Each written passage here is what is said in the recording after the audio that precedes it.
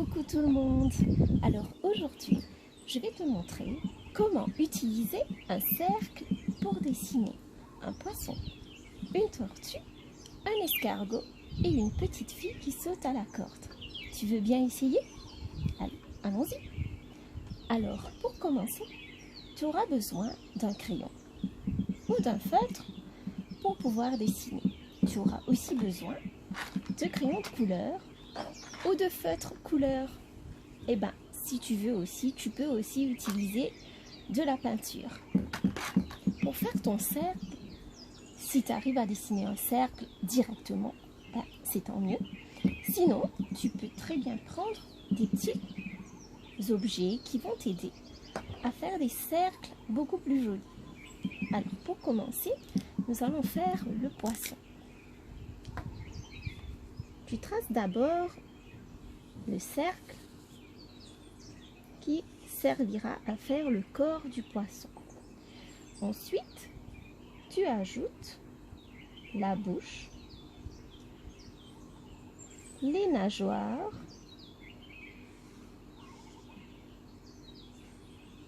très facile, n'est-ce pas? La queue, une sorte de demi-cercle pour la tête et en dernier, son œil. Et voilà, c'est fait. Alors, on va essayer maintenant la tortue. Tu veux bien? Encore une fois, nous allons faire un cercle,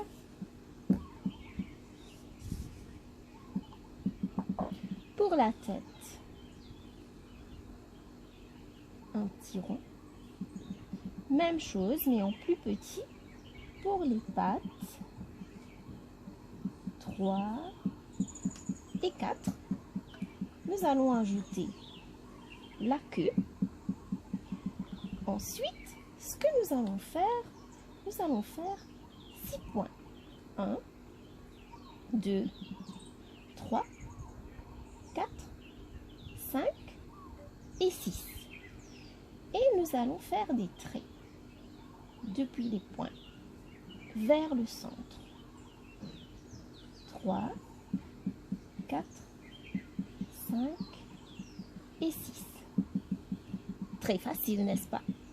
Maintenant, nous n'avons qu'à rejoindre les traits.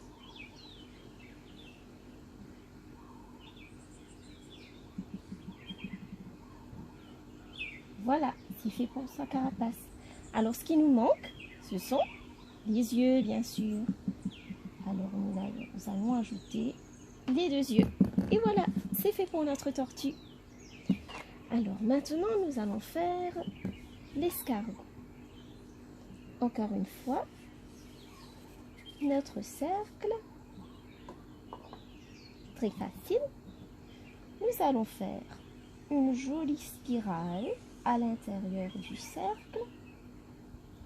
Ensuite, on ajoute le corps, voilà, et les yeux. Il est encore plus facile celui-là. Et bien sûr, puisque c'est un escargot souriant, nous allons lui ajouter un super sourire. Voilà. Alors maintenant, en dernier, nous allons faire la petite fille qui saute à la corde. Alors le cercle va ici nous servir pour représenter la tête de la petite fille. Ensuite, nous allons faire une sorte de triangle pour sa robe. Voilà.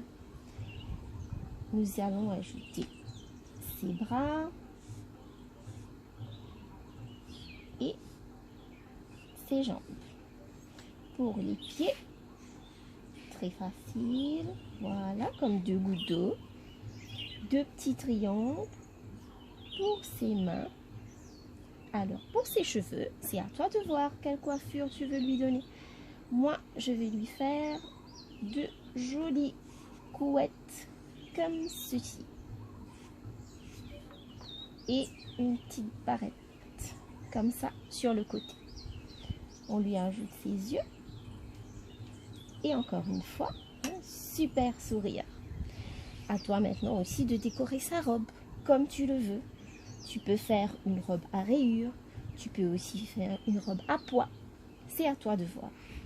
Alors ici, moi, je choisis de faire un joli rebord comme ceci et une petite fleur